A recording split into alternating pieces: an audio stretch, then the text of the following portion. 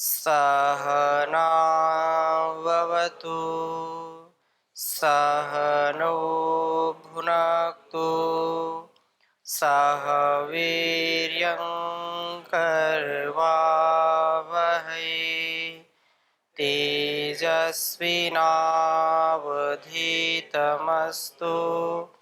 मा विद्विषावहै। ओम शांति शांति शांति। वैदिक जीवन पद्धति की इस कक्षा में आप सबका हार्दिक स्वागत है, अभिनंदन है। ईश्वर स्तुति, प्रार्थना, उपासना के मंत्रों का हम स्वाध्याय कर रहे हैं और चौथे मंत्र में कहा कि यह प्राण तो निमिषतो महित्वैकैद्राजा जगतो बभूव यह ईशे अस्य द्विपदश्चतुष्पदः कस्मै देवाय हविषा विधेम। तो वह परमपिता परमेश्वर जिसकी ही कृपा से सब प्राणीजन प्राणों का आधान करते हैं, प्राण लेने में समर्थ होते हैं। शिशु जब जन्म लेता है तो प्राण से युक्त करने वाला, प्राण की प्रेरणा देने वाला वह परम पिता परमेश्वर ही है। अतः यह इसमें जो बात कही, यह प्राण तो जब तक तेरे इस प्राण का संबंध है तब तक तू उस प्रभु के शासन से बाहर नहीं रह सकता है। हम शरीर में रह करके उस परमात्मा के जो विधान हैं उनका कभी अतिक्रमण नहीं कर सकते हैं। जैसी व्यवस्था उस परमात्मा ने की है उसी व्यवस्था में हमको व्यवस्थित रहना पड़ेगा। तो यही बात यहाँ कही कि तेरे साथ इस प्राण का संबंध उस प्रभु ने किया है। विगत कक्षाओं में हमने जब अष्टांग योग की चर्चा की थी तो वहाँ पर यम, नियम, आसन, प्राणायाम, तो प्राण की भी चर्चा बहुत की थी। और प्राण हमारे जीवन का आधार है, प्राण औषधि है। प्राण के बिना हमारा शरीर चल नहीं सकता है। प्राण यदि हमारा कमजोर है तो प्राण शक्ति के कमजोर होने से वो व्यक्ति कभी भी शक्तिशाली नहीं बन सकता है। इसलिए प्राणायाम, परम पूज्य स्वामी जी महाराज इस प्राण विद्या को पूरी दुनिया में फैला दिया और आज पूरी दुनिया, करोड़ों करोड़ों लोग उससे लाभ ले रहे हैं बिना किसी औषधि के। ये प्राण विद्या, वेदों में इसका बड़ा बखान है। तो यही बात यहाँ कहा कि तेरे साथ इस प्राण का संबंध उस प्रभु ने किया है। यह प्राण तुझे जन्म जन्मांतर में लिए डोलता रहता है, अर्थात यह प्राण जन्म जन्मांतरों को कराने वाला है, एक शरीर से दूसरे शरीर में ले जाने वाला है। यह प्राण तो तेरे साथ लगा हुआ है, इसके संबंध तक प्रार्थना बिना किए तेरा कार्य न चल सकेगा।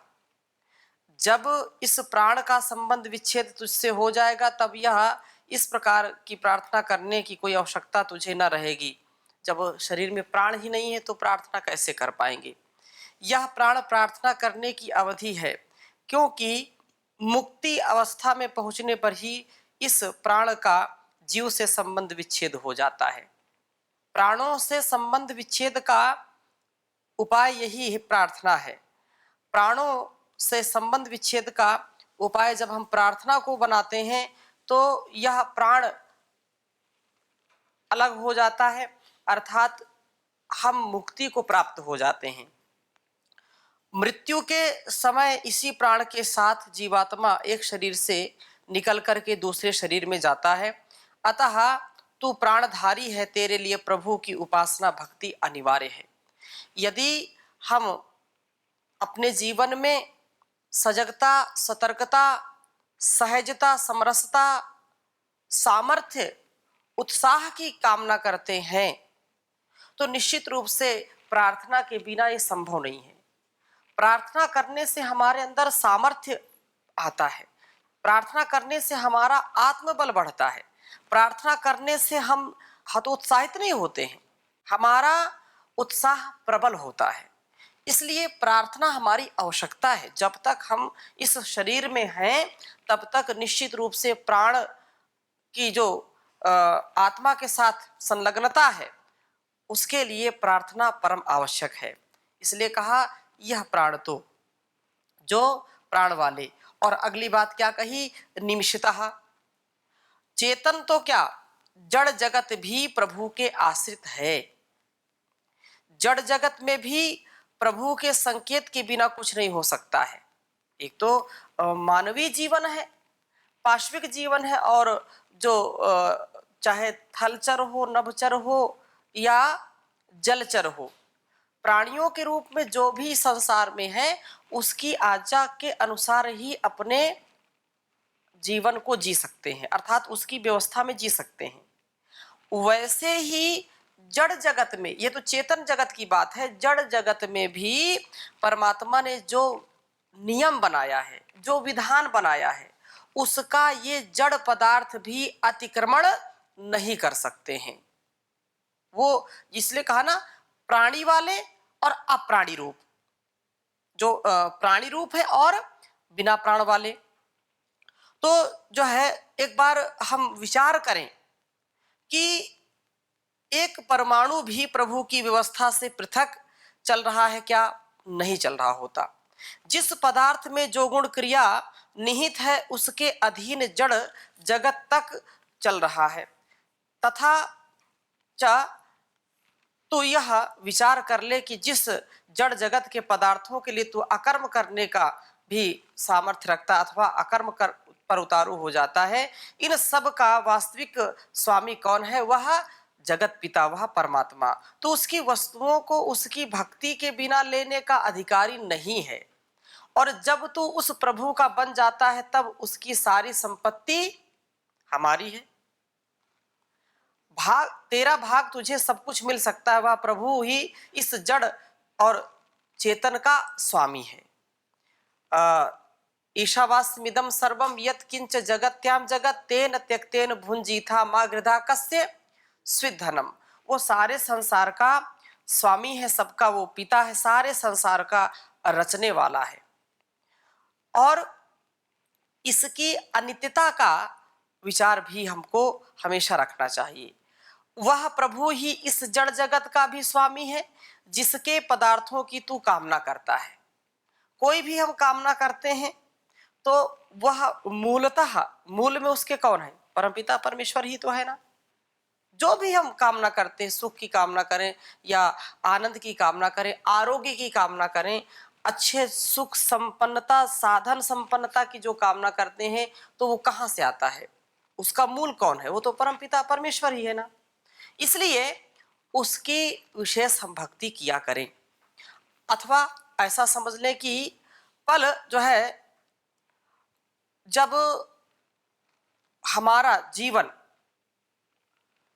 पूरा व्यवस्थित चल रहा है और कहीं किसी भी प्रकार से हमको कोई कष्ट मिलता है, अथवा अब जैसे पूरी दुनिया में दहशत फैली हुई है कोरोना को लेकर के, तो इस समय की स्थिति में हमको भक्ति अच्छी लगती है, क्योंकि भक्ति में ही शांति है, ईश्वर की अनुभूति होती है कि नहीं, प्रकृति है, ईश्वर है, और वो कितना भी बड़ा विज्ञान हम विकसित कर लें इस संसार में, वो परमात्मा, वो प्रकृति, यदि हमने गलत किया है तो निश्चित रूप से उसका परिणाम हमको भोगना पड़ेगा।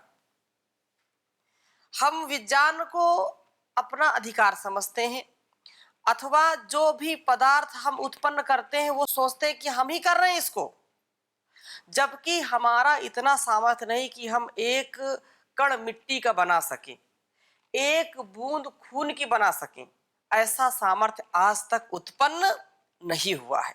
लेकिन आश्चर्य है कि ये सब कुछ समझता है कि मैं मंगल, बुध, शनि, कहां कहां जो है चंद्र तक अपनी यात्राएं कर ली, तो समझो कि मैंने पूरी दुनिया को, पूरी ब्रह्मांड को मुट्ठी में रख लिया। ऐसी जो भूल कर बैठते हैं उसका दुष्परिणाम है। और लोग सब अपने अपने ढंग से लगे हुए हैं कि मेरा आधिपत्य हो संसार में, मैं दुनिया में राज करूं। तो ऐसी जो संकल्पना है वो अहंकार से युक्त होकर के कभी भी नहीं हो सकती है। अपने आप को ईश्वर का भक्त बनाएंगे, इस पिंड में उस ब्रह्म का, इस ब्रह्मांड में उस ब्रह्म का अनुभव करेंगे, उसके प्रति पूर्ण कृतज्ञता का भाव रखेंगे तो ये सारा संसार आपका हो जाएगा।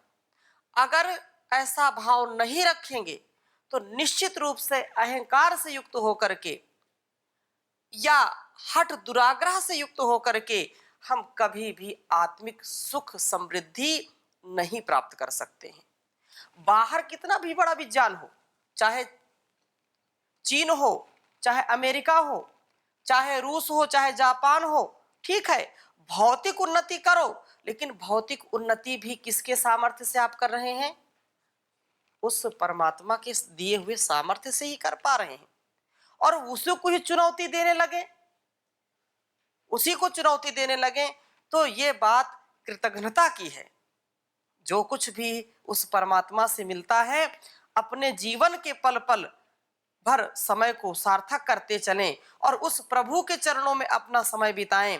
पता नहीं अगले पल जो है मारने में तो जीवित भी रहेगा या नहीं, दूसरों की हिंसा करने में, दूसरों का पराभव करने में, दूसरों को हताश निराश करने में जो अपने को बहुत शूरमा समझते हैं, वो भी इस बात को अपने दिमाग में रखें कि यह संसार उस परमात्मा का बनाया हुआ है, उस जगत विधाता का बनाया हुआ है। अब ऐसी स्थिति है कि लोग घरों में बैठने के लिए मजबूर हैं। जंगल राज किया, जंगल के पशुओं का भी स्थान छीन लिया। अब क्या कर रहे हैं? अब जंगल वाले बढ़िया आराम से घूम रहे हैं और जो घर बार वाले हैं वो घर के अंदर जा रहे हैं। क्यों? क्योंकि प्रकृति के साथ जो खिलवाड़ करते हैं, जो उस परमात्मा की आज्ञा का पालन नहीं करते हैं, यस्य छाया मृतम यस्य मृत्यु की जो बात कही है, उसकी आज्ञा का जो पालन नहीं करेगा निश्चित रूप से दुखी होगा और संसार को भी दुखी करेगा। अतः यह संसार स्थायी निवास का स्थान नहीं है। इसकी अनित्यता का भी विचार कर और उस प्रभु को भज, क्योंकि यह संसार एक व्यापार है, एक कारोबार है। दूसरी दृष्टि से मैं बोलता हूं, क्योंकि अपने अपने रोल को सब यहां अदा कर रहे हैं और किसी का घाटा का सौदा हुआ, किसी का मुनाफे का हुआ। तो हम ऐसा विचार करें कि हम संसार में आकर के जो भी व्यापार कर रहे हैं वो घाटे का नहीं होना चाहिए, वह मुनाफे का हो। अर्थात परमात्मा ने हमको जो सामर्थ्य दिया है, जो संस्कार दिया है, उस संस्कार से हम इस संसार की सेवा करें, उस संस्कार से, उस ज्ञान से, उस विवेक से इसको स्थायी निवास ना माने, क्योंकि यह परमात्मा का बनाया हुआ है और वो रचना धर्मी है, वो रचना करता रहता है, उसका है सब कुछ। और उस परम पिता परमेश्वर का आश्रय लेकर के हम सदा धीरे धीरे अपने जीवन को जीते रहें। वो हम सबका पिता है। किसी कवि ने बहुत सुंदर लिखा है, तू है सच्चा पिता सारे संसार का ओम प्यारा, तू ही है रक्षक हमारा। तू है सच्चा पिता सारे संसार का ओम प्यारा, तू ही है रक्षक हमारा। चांद सूरज सितारे बनाए, पृथ्वी आकाश पर्वत सजाए, अंत आया नहीं तेरा पाया नहीं पारवारा। तू ही है रक्षक हमारा, तू है सच्चा पिता सारे संसार का ओम प्यारा, तू ही है रक्षक हमारा। पक्षी गण राग सुंदर है गाते, जीव जंतु भी सिर है झुकाते। पक्षी गण राग सुंदर है गाते, जीव जंतु भी सिर है झुकाते।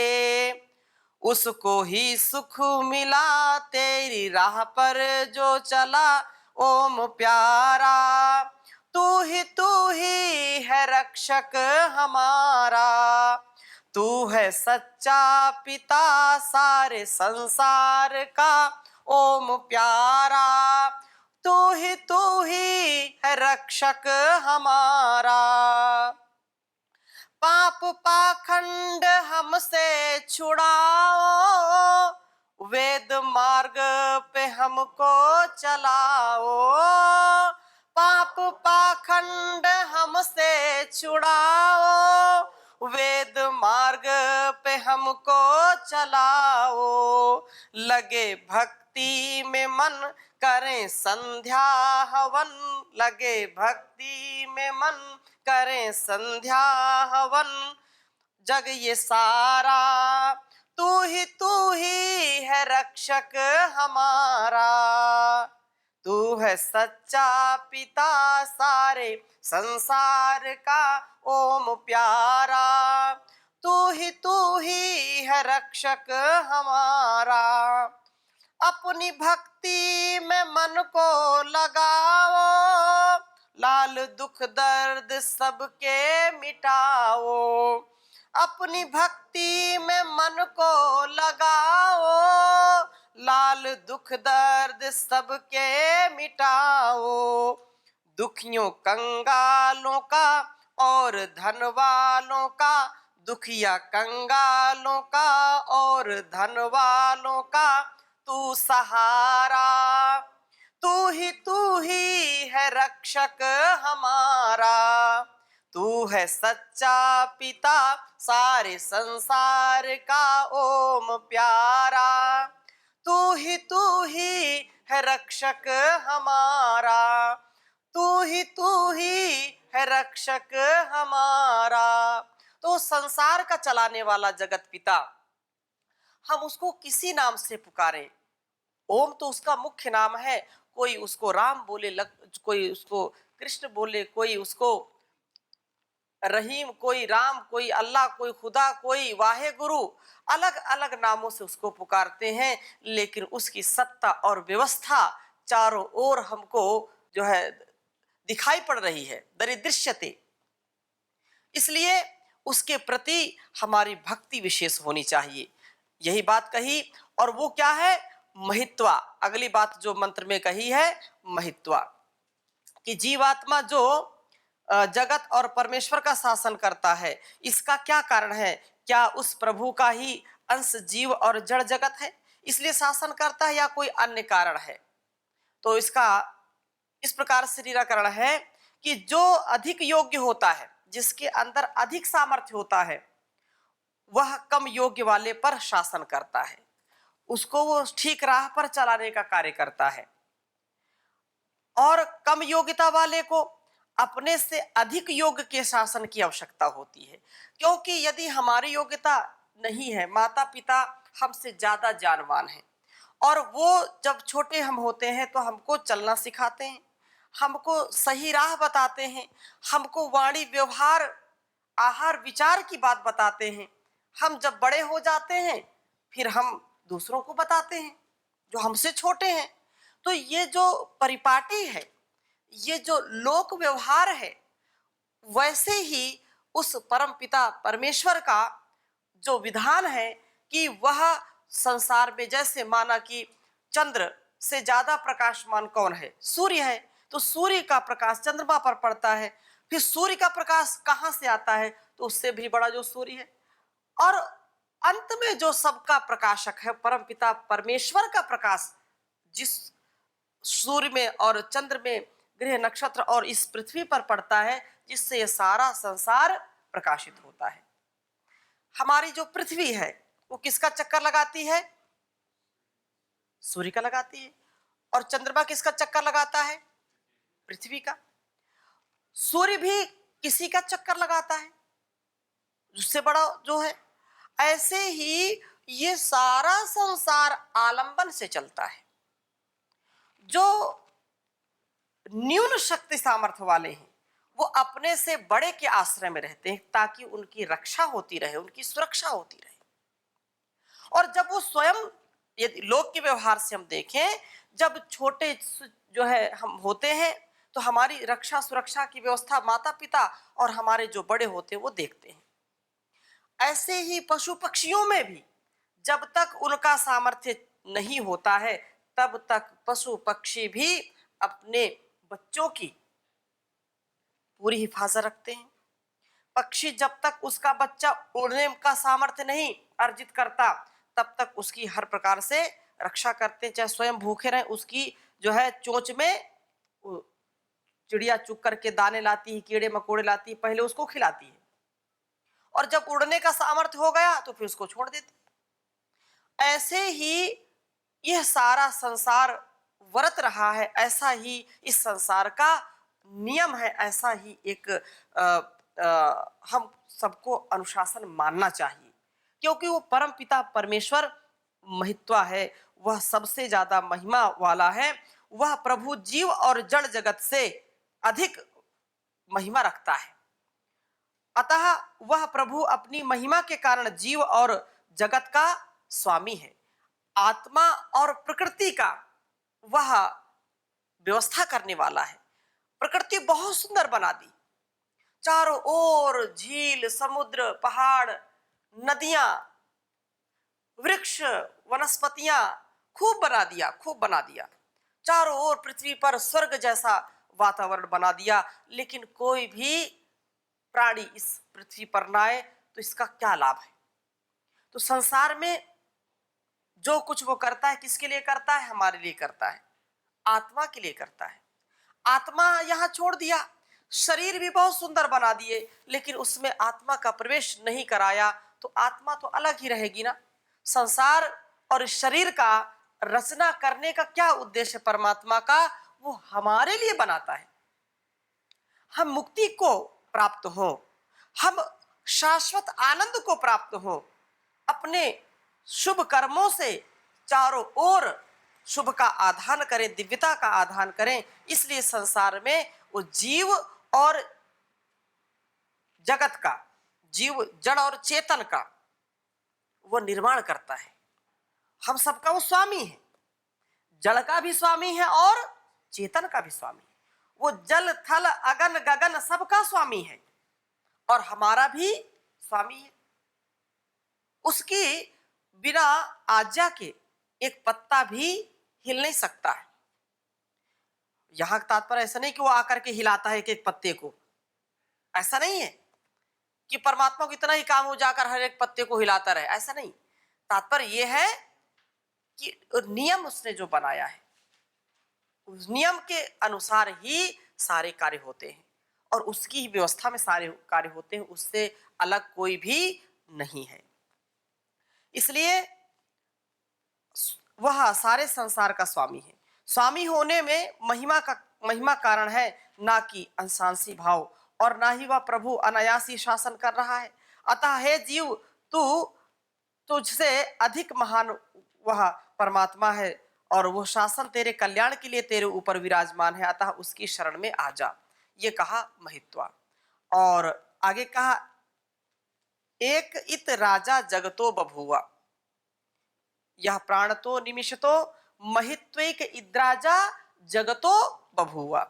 महित्वा की चर्चा करने के बाद ये एक इत राजा जगतो बभुआ, वह परमात्मा ऐसा है तो संबोधन कर रहे हैं कि हे जीव, तू अच्छी प्रकार इस बात पर विचार कर ले कि समस्त ब्रह्मांड का एक ही स्वामी है। यह विचार मत करना कि परमात्मा को छोड़कर किसी अन्य के आश्रय से तर जाऊंगा। कोई उपाय नहीं तरने का, कोई उपाय नहीं है।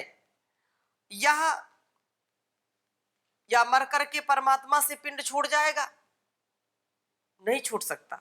कह रहे कैसे जी मरते क्या ना करते हैं, मजबूरी के नाम महात्मा गांधी लोग बोल देते हैं, पता नहीं क्यों बोलते हैं महात्मा गांधी है, मरते क्या ना करते ऐसा बोलते। तो जी रहे हैं, पता नहीं क्यों जी रहे हैं। ना तो इस जीवन में कोई दूसरा सहारा है और ना मरने के बाद ही किसी दूसरे प्रभु के आश्रय की आशा है। जैसा यह जीवन वैसा ही अगला जीवन मिलेगा, अतः अब में और आगे में कोई अंतर नहीं। क्यों समय खोता है, प्रभु की उपासना कर। यह विचार नितांत जो है असत्य है कि प्रभु के बिना अन्य कोई तेरा देव है कुछ तेरा भला कर सकेगा। जो भी तेरा भला करेगा उसमें भी प्रभु की ही शक्ति काम कर रही होगी, उसमें भी उसकी ही प्रेरणा काम कर रही होगी, जो तुझको प्रेम करता है, जो तेरा सहारा बना हुआ है। लेकिन ये सारा सहारा हमेशा नहीं रहता, कभी ना कभी वो सहारा छूट जाता है और व्यक्ति बेसहारा हो जाता है, बेचारा हो जाता है। सहारा तो केवल एक ही है, वही सबका आसरा है। उसके बिना कोई भी आश्रय को प्राप्त नहीं कर सकता है, वो आश्रय दाता है। इसलिए विचार करना चाहिए कि जब भी हमको समय मिले वह परमात्मा हमारी रक्षा करता है। सब देव जड़ और से भी कुछ भी करने की शक्ति नहीं जो भी संसार में है। जड़ देव किसी का कुछ नहीं कर सकते, स्वामी होना तो अलग रहा। चेतन देव केवल प्रभु है जो समस्त चराचर जगत का स्वामी है, उसी की उपासना फलदायक है। इसलिए कहा एक इत राजा जगतो बभुआ, उसी का आश्रय लेना चाहिए, उसी की शरणागति को प्राप्त करना चाहिए और बस अपने सदकर्म सदव्यवहार सदाचार में लगे रहना चाहिए। क्या परिणाम मिलता है इसकी चिंता ना करें, वो चिंता करने वाला हमारा बाप बैठा है ना, सबका बाप का भी बाप है, और तुम्हारा बाप है तो तुम्हारे बाप का भी वो बाप है, हम सबके बाप का बाप है, पिताओं का भी पिता है, वो परम पिता है। इसलिए उसके ऊपर सब कुछ छोड़ देना चाहिए, अपने कर्तव्य में कभी ढीला नहीं होना चाहिए, ऐसा हमको रहना है। सारे जहां के मालिक तेरा ही आसरा है, राजी है हम उसी में जिसमें तेरी रजा है। हम क्या बताए तुझको, सब कुछ तुझे खबर है, हर हाल में हमारी तेरी तरफ नजर है। दुनिया में हमको भेजा जो तेरा शुक्रिया है, राजी है हम उसी में जिसमें तेरी रजा है, राजी है हम उसी में जिसमें तेरी रजा है, जिसमें तेरी रजा है। तो वेदानुकूल आचरण करें, ईश्वर की जो वाणी है उसका रसास्वादन करें और तद अनुसार अपने जीवन यापन करें। आज की कक्षा में यहीं तक, शेष चर्चा अगली कक्षा में करेंगे। ओम शांति शांति शांति।